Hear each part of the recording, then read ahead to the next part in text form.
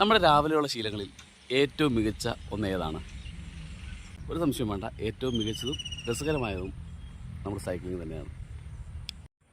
അതിനുള്ള കാരണം നടപ്പ് കട്ട ലോക്കലാണ്. കാരണം നമ്മൾ വളരെ എന്നും നമുക്ക് പരിചയമുള്ള നമ്മുടെ തൊട്ടടുത്ത സ്ഥലങ്ങളിലൂടെ മാത്രമേ നമുക്ക് നടക്കാൻ സാധിക്കൂ.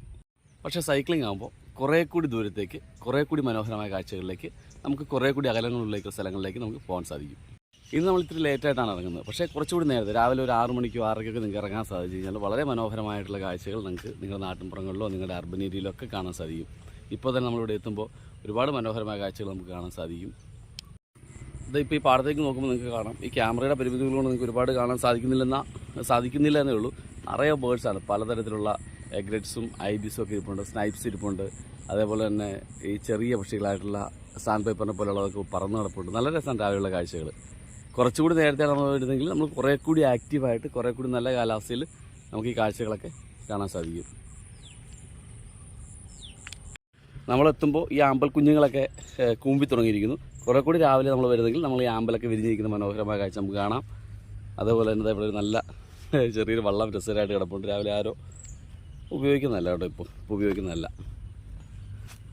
മാത്രമല്ല സൈക്കിളിൽ പോകുകയാൽ നമുക്ക് സൗകര്യം പോലെ സൈക്കിൾ എവിടെയെങ്കിലും ഒതുക്കി വെച്ചിട്ട് അല്പം നടക്കാൻ പോകാം. നമ്മളൊരു പക്ഷേ കാറോ ബൈക്കിനൊക്കെ ഇട്ടിട്ട് പോകുക എന്നുള്ളത് നമുക്ക് പരിചയമില്ലാത്ത സ്ഥലങ്ങളിൽ അതിൻ്റേതായ റിസ്ക്കുകളുണ്ട്. പക്ഷേ ഇത് ഏത് ഇടവഴിയിലേക്കും കയറി ചെല്ലും നമ്മൾ സൈക്കിളാകുമ്പോൾ.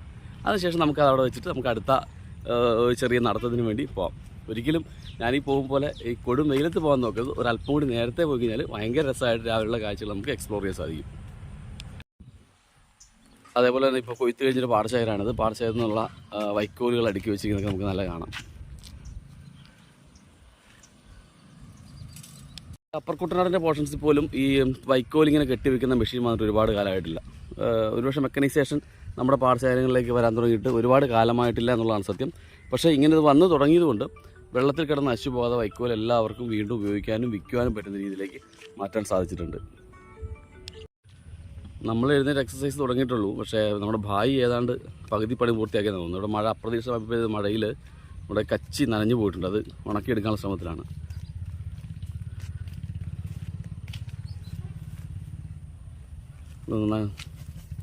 നനഞ്ഞു പോയോ പോയത്?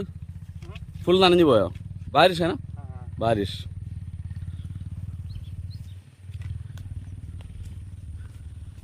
നമ്മുടെ ഭായി ഇന്നലെ ചെറിയ മഴയാണ് പെയ്തത്.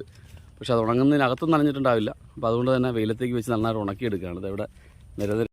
നാം ക്യാ ഹൈ ആപ്കാ? निजाबोल. किधर रहते हैं? घर कलकत्ता साइड. कलकत्ता साइड. इधर किधर रहते हैं? इधर वो शशि इधर पास है ना? वो पल्ली साइड का इधर रोड है ना? और रोड है. और रोड का थोड़ा. ओ कितना आदमी है इधर तू आपका? 3 आदमी का मैं 2 आदमी मेरा कलकत्ता साइड में, 1 आदमी का बिहार. ഓക്കെ. ഒരു അതിശയോക്തി പറയുകയല്ല, ഏതാണ്ട് ഒരു 5-6 വർഷത്തിനുള്ളിലാണ് നമ്മുടെ അപ്പർ കുട്ടനാട് പോർഷൻസിലേക്ക് ഇങ്ങനെ വീണ്ടും വൈക്കോലൊക്കെ ഉപയോഗിക്കാൻ രീതിയിൽ കൃത്യമായിട്ട് സൂക്ഷിക്കാനും ഉപയോഗിക്കാനും പറ്റിയുള്ള സൗകര്യങ്ങളൊക്കെ വന്നത്. അതെത്ര നമ്മളൊന്ന് ആലോചിച്ച് നോക്കാനാണ്. ഇത്രയും വർഷമായി കൃഷി ചെയ്യുന്ന സ്ഥലത്ത് ഇതേപോലെ വളരെ ചെറിയൊരു മെക്കനൈസേഷൻ വരാൻ വേണ്ടി ഇത്രയും കാലം എടുത്തു എന്നുള്ളത് ഒരു അത്ഭുതകരമായ കാര്യം തന്നെയാണ്. വലിയ കാഴ്ചകൾ മാത്രമല്ല, ചെറിയ ചില മനോഹരമായ കാഴ്ചകൾ നമുക്കിതുപോലെ നടക്കുന്നതിൽ കാണാം. ഇതുപോലെ ചെറിയ ചെറിയ പൂക്കളും വളരെ നല്ല രസകരമായി നമുക്ക് കഴിക്കാൻ പറ്റുന്ന ഫ്രൂട്ട്സും ഒക്കെ നമ്മുടെ പോകുന്ന വഴിയിൽ കാണും. നമ്മളിതുപോലെ തണ്ണീർത്തടത്തിൻ്റെ ഭാഗങ്ങളിലൂടെ പോകുമ്പോൾ ഒരുപാട് കാണുന്ന ചില ചെടികളുണ്ട്. അതുപോലെ ഇതാണെന്ന് കാട്ടാത്ത നമ്മുടെ നാട്ടിൽ പറയും, വെലഗേറ്റേഴ്സ് ആപ്പിൾ എന്നൊക്കെയാണ് ഇതിൻ്റെ പേര്. അതിൻ്റെ കാ നമുക്കിവിടെ കാണാം. ഇതാ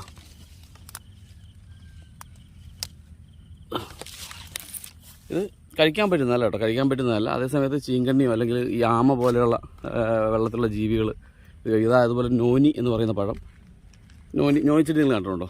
ഇതാണ് നോനിച്ചെടി. ഇത് മെഡിസിനൽ വാല്യൂ ഉള്ളതാണ്. ചില സ്ഥലത്ത് കഴിക്കുന്നുണ്ട്, പക്ഷേ നമുക്കിവിടെ കഴിക്കാൻ ഭയങ്കര സ്മെല്ലൊക്കെ നമ്മളങ്ങനെ കഴിക്കാറില്ല. ഇതാണ് നോനിയുടെ കായ. ഇത് ചില സ്ഥലങ്ങളിലൊക്കെ, കേരളത്തിന് വെളിയിൽ പല സ്ഥലങ്ങളിലും വ്യാവസായിക അടിസ്ഥാനത്തിൽ കൃഷി ചെയ്യുന്ന ഒരു ചെടി കൂടിയാണ്. അതേപോലെ തന്നെ രസകരമായ ഒരു ചെടിയാണ് നമ്മുടെ ഈ ബുഷ് പാഷൻ ഫ്രൂട്ട് എന്നറിയപ്പെടുന്ന ഈ ചെടി. മലയാളത്തിൽ തന്നെ പല പേരുകളുണ്ട്, പക്ഷേ നല്ല രസമാണ് കേട്ടോ. അതിൻ്റെ കാ നിങ്ങൾ കാണിച്ചു തരാം. ഇതാണ് അതിൻ്റെ കാ. അത് പൊട്ടിച്ച് നമുക്ക് കഴിക്കാം. ഒരെണ്ണം കൂടി എടുക്കാം ഞാൻ. ഇതുപോലെ അതിൻ്റെ മുള്ള് പോലെയുള്ള ഒരു പോർഷൻ്റെ ഉള്ളിലാണ് അത് വളരുന്നത്. കാണിച്ചു തരാവേ. ഇതിനുള്ളിലാണ് വളരുന്നത്. അതിനുള്ളിൽ നിന്ന് നമുക്ക് ഇതുപോലത്തെ കായ കിട്ടും. ഇത് നമുക്ക് കഴിക്കാവുന്നതാണ് കേട്ടോ.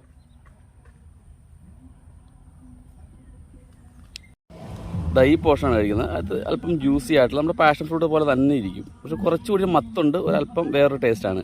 പക്ഷേ എങ്കിലും രസമാണ്. ഇതുപോലുള്ള സാധനങ്ങൾ കഴിച്ച് പതുക്കെ നമുക്ക് രാവിലെ അങ്ങോട്ട് ഉഷാറാകാം. എന്തായാലും ഇപ്പോൾ തന്നെ നല്ല ചൂടായി തുടങ്ങി. ഇനി അങ്ങനെ തിരിച്ച് വീട്ടിലേക്ക് ചവിട്ടിപ്പോകും എന്നുള്ളതാണ് എൻ്റെ ആലോചന. കുറച്ചുകൂടി നേരത്തെ ഇറങ്ങി കഴിഞ്ഞാൽ കുറച്ചുകൂടി നല്ല സുഖകരമായിട്ട് നമ്മുടെ റൈഡിങ് കംപ്ലീറ്റ് നമുക്ക് വീട്ടിലെത്താം. എന്തായാലും കയ്യിലുള്ള സൈക്കിളുകളുമായി നിങ്ങൾക്ക് പോകാൻ കഴിയാവുന്ന ദൂരങ്ങളിലേക്ക് എല്ലാവരും ചെറിയ ചെറിയ റൈഡുകൾ ചെയ്യട്ടെ എന്ന് ആശംസിക്കുന്നു. വീണ്ടും ഒരു കുഞ്ഞു വീഡിയോയുമായി കാണുന്നവരെ വിടാം. It's me Shyam signing off. Thank you.